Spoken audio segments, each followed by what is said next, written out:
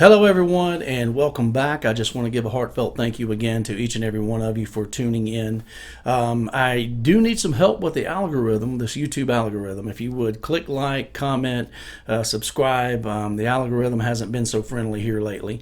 I don't believe it's the judgment of Jehovah by any means. I just believe that it's how the YouTube algorithm works.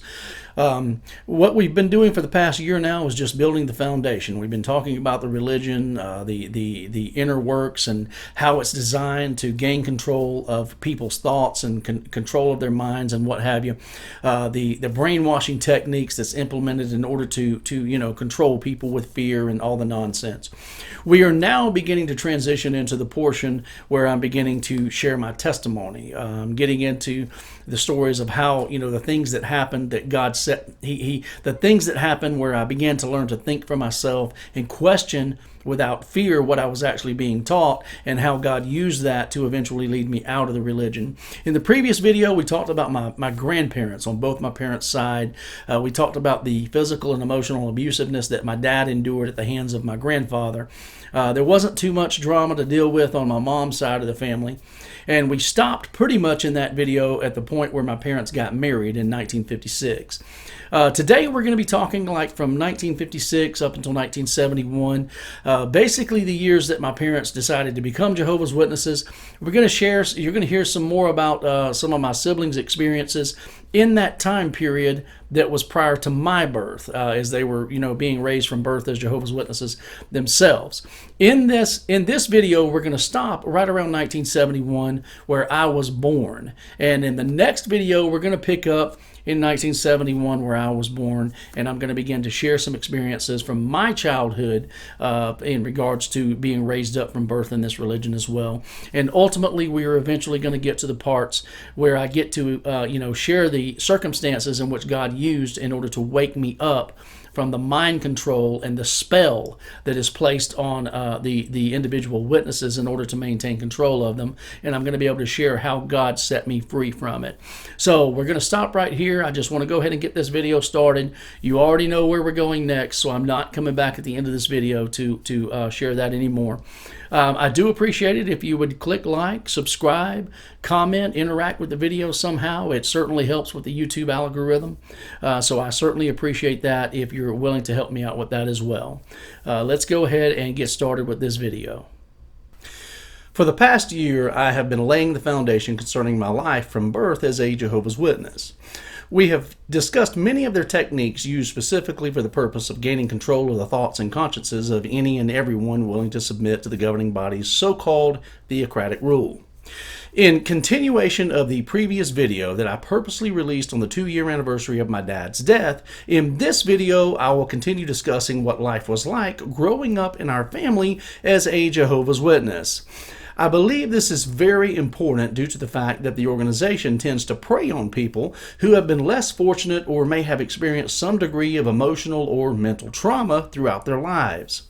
In the last video, I intentionally focused on my dad's relationship with his father as I shared examples concerning the emotional and physical abuse my dad experienced at the hands of my very abusive grandfather. We also briefly discussed my grandparents from my mother's side of the family, concluding that there simply wasn't much Jerry Springer drama to speak of that would have made her a candidate to fall victim to a conscience-controlling cult. It is my opinion that my mother's decision to join the religion was based solely on the fact that she was raised in a family in which she was taught to submit to the leadership of her husband. Curiously, though, although my parents became Jehovah's Witnesses prior to my birth, I do not recall my mother ever regularly attending the meetings, not even when we hosted the book study in our homes. She would clean the house up spotless and have all the chairs set up, but she would simply stay in her bedroom during the study and choose not to participate. The only event I recall her ever regularly participating in was the yearly memorial gathering at the Kingdom Hall. I have never had a clear understanding of how my parents met, but I do know they were dating when my mother was still in high school. The reason I know this is because my mom once told me a story of how my dad fought 2 of her male classmates in the school parking lot at the same time. I assume that whistling at her as she was approaching her boyfriend's car probably wasn't a very smart thing to do. My mother was 17 and my dad was 18 when they were married in August of 1956. Within 1 year, they hit hard times as my dad was out of work, so he packed up my mom and their only child, which was my oldest sister, and traveled to Michigan in hopes of finding work. His relatives that resided there were not very welcoming nor hospitable at all, and my dad soon found himself at the welfare office begging for a couple of bus tickets back to Birmingham. The Michigan Department of Families agreed to provide the bus tickets and a few dollars for food and rudely told them to never come back to Michigan. I'm not sure what year my parents moved to Florida, but it was shortly after my sister Sheila was born in 1960. They first moved to the Destin, Florida area where my dad worked for my mother's older brother, who at the time owned a local gas station. Soon after this, they moved to Pensacola, where my dad found employment as a welder and a pipe fitter. At this time in their marriage, my parents had their first 6 of what would eventually be a total of 11 children. My mom once told me that she never wanted to have so many kids. She said it was important to my dad to have a large family because he came from a large family, therefore she just complied with his desires. I have heard 2 different stories concerning how my parents became Jehovah's Witnesses. One story is that my dad's older sister, who was living in Pensacola at the time, had become a witness, and my dad, being easily influenced and more of a follower and less of a leader, decided to join as well. Now, this particular aunt, I'm told, was once an ordained Christian minister. We learned from William J. Schnell's book titled 30 Years a Watchtower Slave that Joseph Rutherford, the organization's second president, had launched an all-out campaign to discredit the churches, as the organization released publication after publication claiming that God could not be found there, and of course mislabeled the true Christian churches as the churches of Christendom. This would line up with the time period through which my ordained minister aunt would have fallen into the trap of cultic religion and submitted to the authority of God's so-called one and only true organization. I guess she was originally a Christian by name only. My dad's story concerning my parents becoming witnesses is that soon after moving to Pensacola, he and my mother found some Jehovah's Witness publications in the home they were renting that had apparently been left in the home by the prior occupants. My dad said that out of curiosity, he had begun reading these publications. Eventually, while out in the door-to-door work as they faithfully served their king, Joseph Rutherford, a few witnesses made it to my dad's door, and of course he made the mistake of inviting them in. My dad said that he would read their publications and carefully examine the content to confirm that it lined up with the Bible. Of course, my dad soon fell under their spell, not realizing that the Bible he was fact-checking their publications with was also the New World Translation Bible. It was translated by the organization between 1947 and 1950, deceptively and intentionally mistranslating over 300 scriptures for the purpose of making their publications appear to be more scriptural. Nonetheless, it was in 1963, just 8 years prior to my birth, that my parents made the mistake of becoming Jehovah's Witnesses. I would now like to focus on the years starting from 1963 leading up to my birth in June of 1971. So my parents made the decision to study with and officially become Jehovah's Witnesses in 1963. At this time, they had the first 6 of what over the next 8 years would eventually become 11 children. In the video I uploaded on July the 14th of this year, my sister Sheila gave us a little insight as to what it was like growing up as a Jehovah's Witness within this time period in our family. She shared how, by our parents, she and her siblings at the time were informed that they would be getting baptized and they were forced to study the truth book in preparation. Sheila also shared the story concerning our older brother Ricky. Sheila recalled that one night, during the family's weekly book study, Ricky was having a hard time pronouncing some of the words. Our dad then retrieved a leather belt and assured him he would get a very good whooping if he didn't figure out how to properly pronounce the words in the book. And of course, as our poor mother attempted to intercede on Ricky's behalf, our dad angrily jumped up off of the couch, twisted her arm behind her back, and forced her to retreat outside for her own safety and protection. Sheila discussed their studies in the infamous 1958 Jehovah's Witness publication, most commonly known as the Paradise Book. Through this book, my older siblings learned that Jehovah had turned his back on Israel as his chosen nation, despite the fact that the Bible tells us that God's covenant with Israel is everlasting. For you Jehovah's Witnesses out there, everlasting means this covenant is eternal. They learned from the Paradise Book that Jehovah had decided to create a new people for his name known as Spiritual Israel.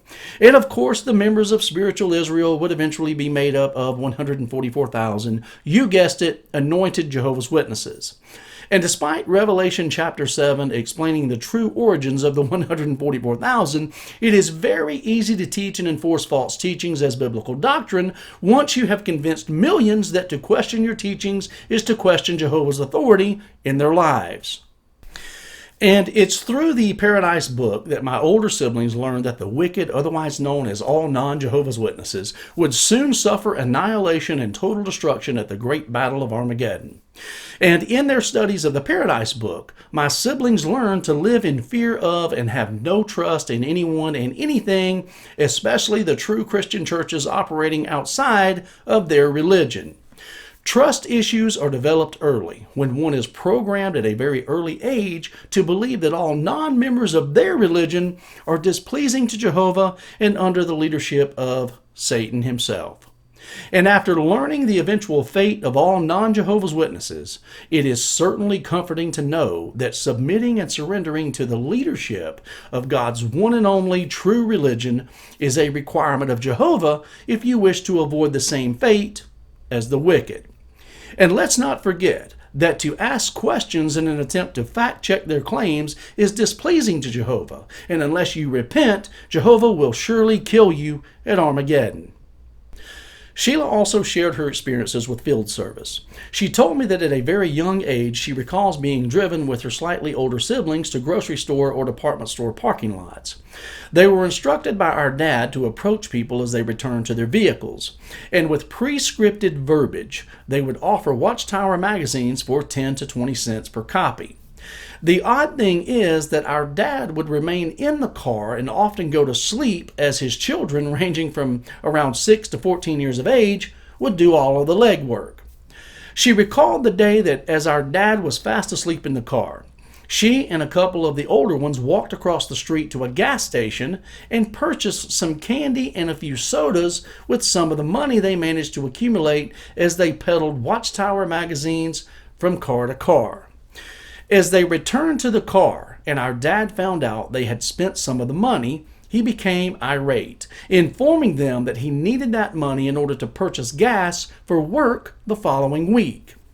Knowing firsthand how the religion guilts and manipulates their members into purchasing their books and magazines, I am not surprised at all that my dad would spend his last dime purchasing his field service materials and then send his cute little irresistible kids out in an effort to earn it back.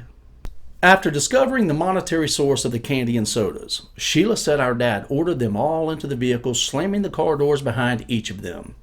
Still irate, he then sped off at a high rate of speed, endangering the lives of everyone in the vehicle. Sheila, who was very young at the time, said she remembers how guilty and horrible she felt in regards to our dad's reaction to their decision to purchase refreshments with a portion of the Watchtower funds. Sheila then shared her memories of a few drives home from the Kingdom Hall in which our dad would begin addressing each of his kids that fell asleep while at the meeting, assuring them they would be getting a good whooping when they get home. Considering the fact that kids do not think like adults and that there is absolutely nothing offered at a Kingdom Hall except doom and gloom that can hold a child's attention, it is easy to see and understand why children would get bored and fall asleep. And of course, when the intent is to induce blind loyalty and submission to the leadership of the governing body, the organization's true objectives do not create an environment in which children can thrive spiritually anyway. Sheila then shared a story that I could certainly relate to myself. Our dad, soon after arriving from work, would announce to all the kids to get prepared for our weekly family book study. More often than not, he would immediately begin drinking. As he continued drinking, he would then spend a few hours outside piddling around with whatever task he had out there. He would then come back inside, sometimes as late as 9 p.m., after several of his kids had already fallen asleep, and wake each of them up, and then, in obedience to the guilt and shame of the governing body, please Jehovah by conducting his weekly family book study. And of course, knowing this was always on a school night, our poor mother knew not to intervene based on past experiences in doing so. After growing up and leaving the religion, Sheila states that as a member of the organization, she never really learned much about the Bible itself. Her greatest memories concerning spirituality during her childhood mostly involves all of the doom and gloom they were subjected to through the governing body's strategic control by fear campaign implemented into the minds of most anyone reading their publications. And in relation to the way I personally remember it, she recalls that the answer to her fear of the doom and gloom was always loyalty and submission to the governing body's authority and leadership in order that you might find favor with Jehovah and earn your right to an earthly resurrection in paradise. And of course, we each would attempt to participate and answer at the Kingdom Hall. Number one, because it was the only way to feel 100% accepted and approved of by our dad. Number two, because it makes us worthy and acceptable to Jehovah, increasing our chances at everlasting life.